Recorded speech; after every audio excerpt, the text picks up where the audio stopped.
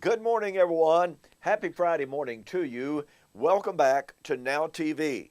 My name is Don K. Preston. I am the president of Preterist Research Institute of Ardmore, Oklahoma, and this is what I call my morning musings. Now, look, in case you're not aware of it, Monday through Thursdays, most weeks, okay, pretty much every day, pretty much all the time, I produce a short version of this program. Normally, my Monday through Thursday videos are somewhere between 10 to 14, maybe 15 minutes long. And I invite you to go to YouTube and just look up Morning Musings by Don K. Preston. Look, I've got literally over 1,000, almost 2,000 now, videos that I have produced. Well, I'm currently in the midst of a study of the Olivet Discourse, Matthew 24, Matthew 25, and examining the question, is the Olivet Discourse a divided discourse? Does it talk about the fall of Jerusalem that occurred in AD 70 and the end of time? Does it discuss only the end of the age, the end of the Old Covenant age that occurred with the coming of the Lord in AD 70, or is it exclusively about a yet future, pretty much end of time, into the current Christian age event? Now, my position is, and first of all, let me point out to you, I was raised believing that the Olivet Discourse discussed two subjects. When Jesus predicted the destruction of the temple in Jerusalem, the apostles immediately reacted and said, "Tell us, when shall these things be? What shall be the sign of your coming in the end of the age?" Well, I was raised in a fifth generation member of the Churches of Christ all-millennial perspective.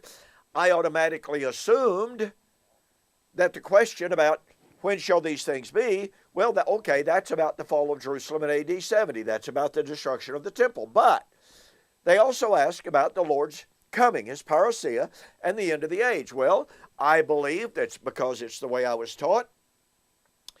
For many, many, many years, I did not question it, but I assumed that the reference to the coming of the Lord and the end of the age had to refer to the end of time, the end of the Christian age. And Jesus is coming out of heaven as a 5'5" Jewish man riding on a cumulus cloud.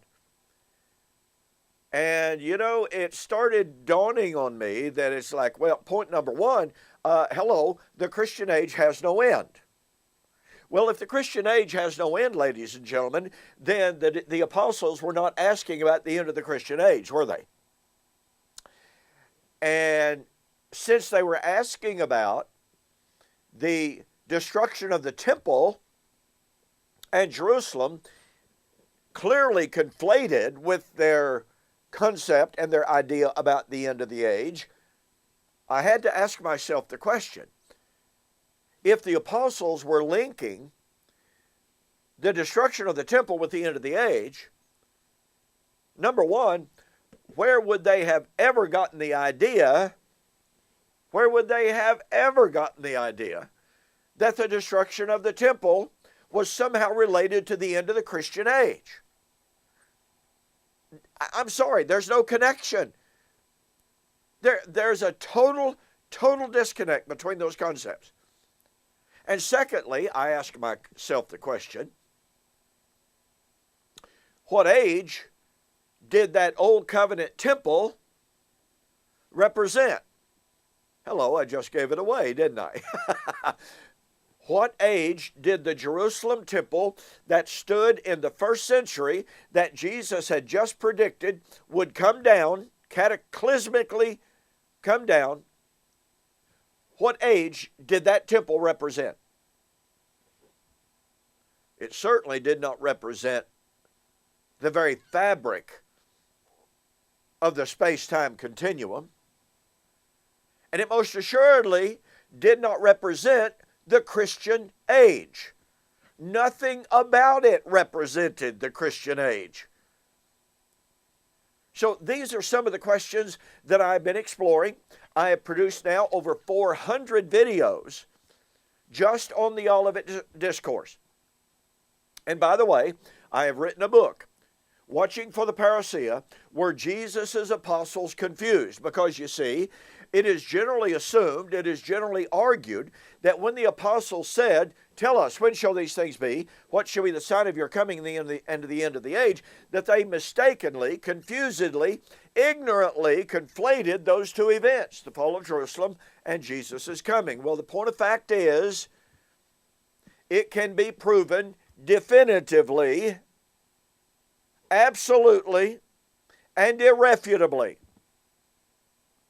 The apostles were not confused.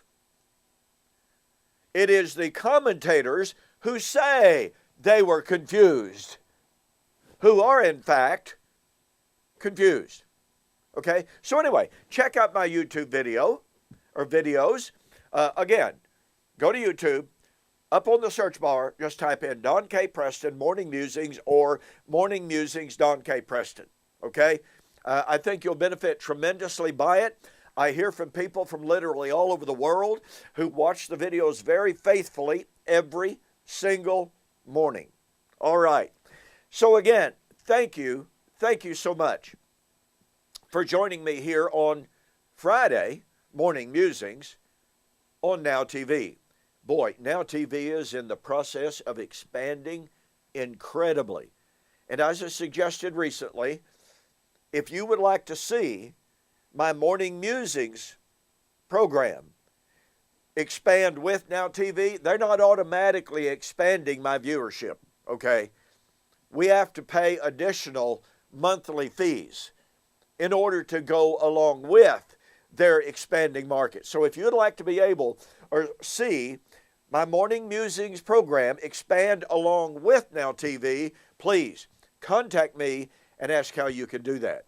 I appreciate that so very much. Well, last week, in our continuing examination of the question of the challenge of Christ, remember, the challenge of Christ is, Jesus said, do not believe me for my word's sake, believe me for my works. If I do not do the works which the Father has given me, do not believe me. One of the works which the Father gave Jesus to do was his coming in judgment in that generation, Matthew 16, 27 and 28, Matthew 24, 29 to 31, Matthew 10, 23, etc., etc. And the church historically has not met the challenge of Christ. He said, if I don't do it, don't believe me. Historically, the church has said, well, yes, we know Jesus said he was coming back in that generation. He didn't do it, but hey, it's okay. No, ladies and gentlemen, it's not okay to say that. It impugns Jesus' integrity as a prophet of God and as the Son of God.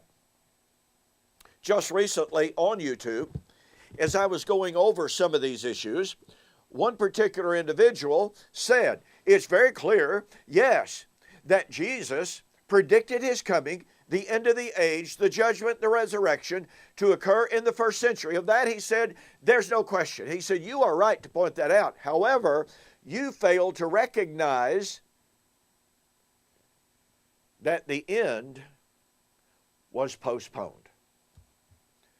Ladies and gentlemen, if the end was postponed, then Jesus lied. And he failed. He is not the Son of God. I challenge this fella over and over again. Produce one single verse in the New Testament that says, that teaches, that indicates, that implies, that infers in any way whatsoever that the end was postponed. You know what his response was? Hey, Don, look around. It's obvious the end didn't come. Well, you see, ladies and gentlemen, this individual was imposing on the biblical text his presuppositional idea about the nature of the end, the nature of Christ's coming. he has the same identical, literalistic view of the coming of the Lord, the judgment, the resurrection, the end of the age that I once held. That perhaps most of you still do hold. And that is, as we've already stated, the coming of the Lord occurs at the end of time when earth and the elements that are therein are completely burned up. The cosmos is destroyed. The physical bodies of all of the dead come out of the grave. And that's supposed to be what Jesus meant by his coming and the end of the age.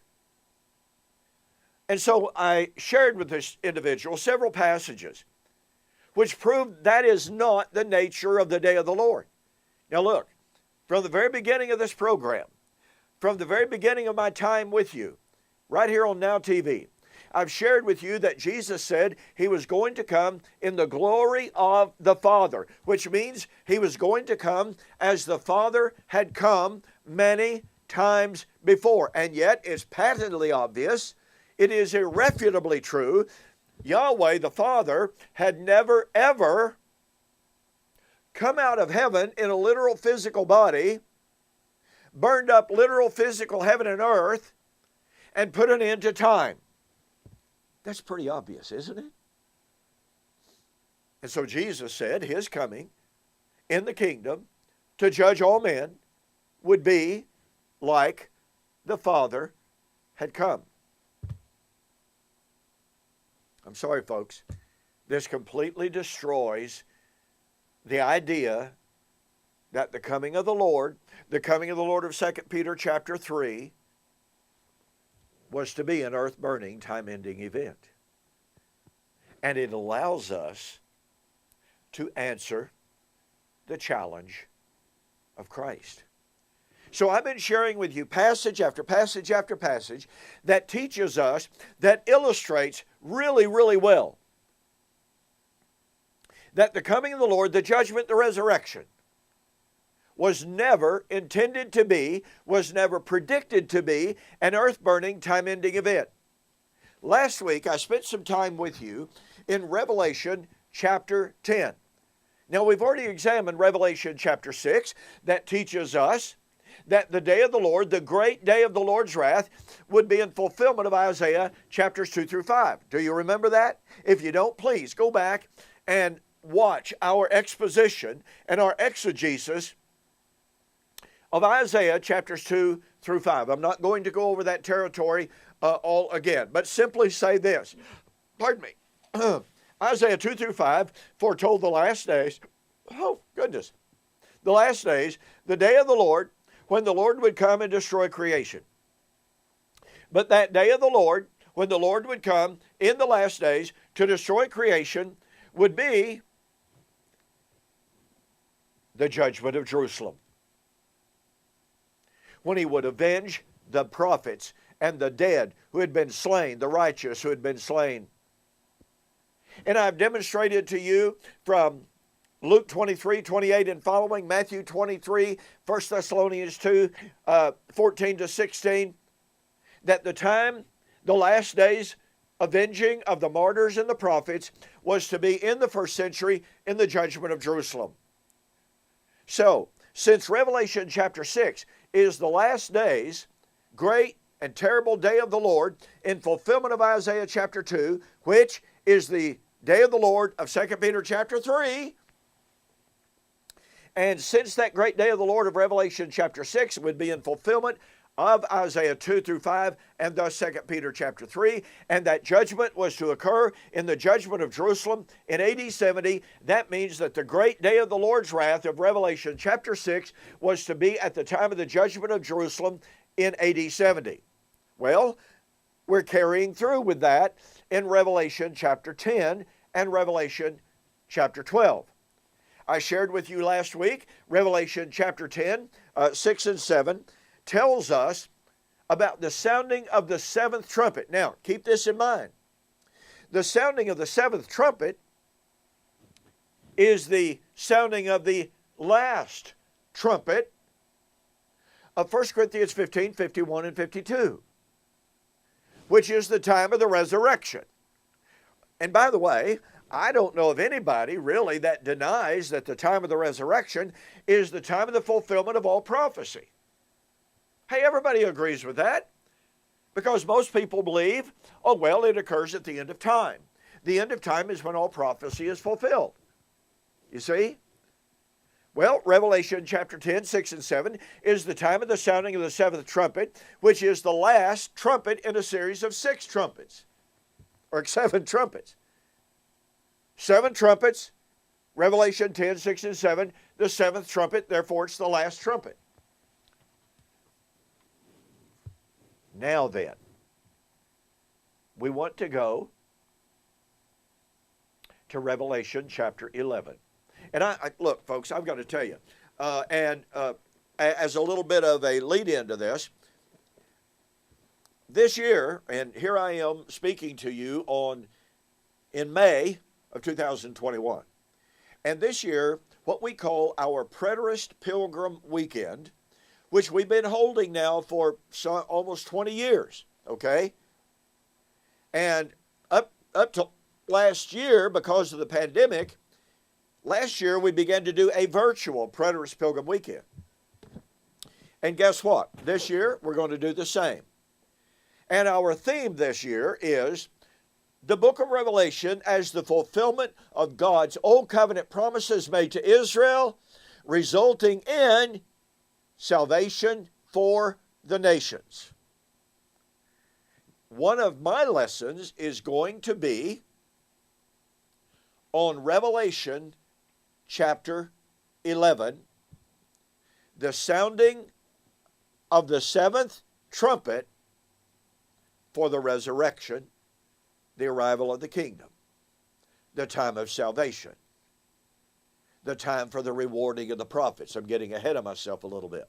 Now, you'll be able to watch live stream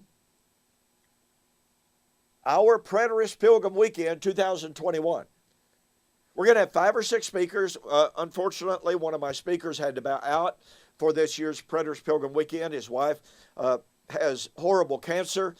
They are spending hour after hour after hour, at the hospital for her to take chemo and radiation. We hate that like crazy. I was very much looking forward to him being with us. But hey, life happens.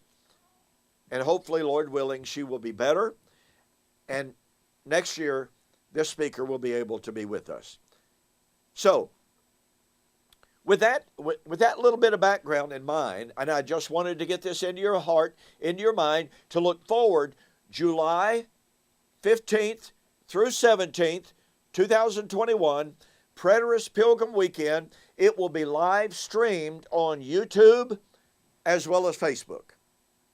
Once again, July 15th through the 17th, Preterist Pilgrim, that's 2021, 2021, Preterist Pilgrim Weekend, virtual Preterist Pilgrim Weekend on YouTube and on Facebook. No charge whatsoever to watch. Now look, it costs us a lot of money to do this, so if you would like to help us with that, it would be greatly appreciated, okay? Because we pay our speakers to prepare their video lessons just as if we were flying them in. So we still have a tremendous amount of cost in order to do this Preterist Pilgrim Weekend. So again, help us if you can. All right, to Revelation chapter 11. Now, in Revelation chapter 11, we find the story of the 2 witnesses. I'm not going to go into a discussion of who are the 2 witnesses. I was in a formal public debate one time, and a young man that I was debating challenged me. He said, "Tell me who the 2 witnesses are." And I said, "I don't really know who they were, but I know when they functioned. It was in the 1st century, and it was in Jerusalem. It's not going to be America, and it's not going to be literal Babylon in Iraq, and it's not going to be here, and it's not going to be there. It had to be in 1st century Jerusalem." And he got up and he said, "If you can't tell us who the 2 witnesses were or are, then you can't tell us anything, and you're wrong." And I said, well, you know what? few years back, came home from church one Sunday morning, and my shed door was standing wide open. I had a whole bunch of old classic Mustang parts stored out there. I ran out there, and a bunch of really, really valuable stuff was missing. And somebody asked me, well, who did it? Who broke in? Who stole your stuff? And I said, I don't have the slightest idea. Now, according to my debate opponent, he would have said, if you can't tell me who broke into your shed and stole your stuff, then it didn't happen. Seriously? You see, that's what I call an argumentum ad desperatum. No, that's not a real Latin term. I invented that term years ago because people, in their attempts to try to avoid and evade covenant eschatology, they come up with some of the most nonsensical, desperate arguments imaginable. So I came up and I coined the term argumentum ad desperatum, to suggest that because I didn't know the name of the fellow who broke into my house, into my shed, I didn't know that my shed, and I couldn't prove that my shed had been broken into, even though thousands of dollars of parts were missing. Yeah, it's exasperating at times, I have to tell you. Okay, got into the text. So we have the two witnesses. These two witnesses are miraculously endowed to preach, and they preach for 42 months, 1,260 days. No man is able to defeat them until they complete their mission. They fulfill their mission. Now look, folks, their mission is the same as that in Revelation chapter 14, where John said, I saw a mighty angel flying through the midst of heaven, having the everlasting gospel to preach to every kindred, tongue, nation, tribe. And that message was, Babylon is fallen. The hour of her judgment has come. Revelation 14, 6-8. So, these two witnesses are preaching the gospel about the coming judgment of Babylon. Now, at this point, a little bit of a digression, but it's helped setting the stage for where we are going in Revelation chapter 11 to try to answer the challenge of Christ. So we have the two witnesses who preach, who testify, and they minister in a miraculous way, and they evidently minister about the coming judgment of the great city. More on the great city later. They are equivalent to, or at the very least, they minister at the same time as, I don't believe it was a literal great angel flying through the midst of heaven, but nonetheless, the ministry of preaching is the same. It's synchronous with the great angel. And the message of the angel was, Babylon is fallen, the great city Babylon, for the hour of her judgment has come. So the message of the two witnesses, like the message of the great angel was, the fall of Babylon is at hand. Now watch this in Matthew chapter 24. As Jesus had just predicted the fall of Jerusalem in AD 70. He said, this gospel, now the Greek here is very emphatic. It's very powerful. It is like saying, this very good news. Oh, what very good news? The message of the impending fall of the temple and Jerusalem. You know, years ago, I asked myself the question, number one, what does the word gospel mean? It means good news. Okay. So if the word gospel means good news, was Jesus simply saying, the gospel, the story of my death, burial, and resurrection, will be preached into all of the world as a witness to the nations, then comes the end. Well, that's the way most people take it. Unfortunately, that's not the force of the Greek text. It's not the force of the context. Everything that Jesus has said up to verse 14 sets the stage, sets the context. And everything that Jesus had said up to verse 14 is exclusively about the coming troublesome times of the first century events leading up to and including the fall of Jerusalem. So, a couple of years ago, guess what? I wrote a book entitled The Gospel of Destruction, ? Subtitled, How and Why Was the Message of the Destruction of Jerusalem Good News? I mean, after all, folks, thousands upon thousands, hundreds of people died, thousands of people died in that pogrom. How is that good news? The glorious temple that stood at Jerusalem, had stood for centuries, was destroyed. And the rabbis used to say, he who has not seen the temple in its glory has never seen a beautiful thing. Oh, it was glorious. Oh, wait. Jesus said that the destruction of that temple was this very good news about the end of the temple will be preached in all the world as a witness for the nations, to the nations, meaning against the nations. Then comes the end. So it was, in fact, the message of the coming judgment of the temple that Jesus was calling good news.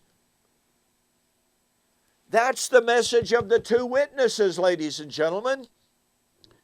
Now look, if you want to read my book, The Gospel of Destruction, go to my website, donkpreston.com, BibleProphecy.com, go to the store, order the book, The Gospel of Destruction, ?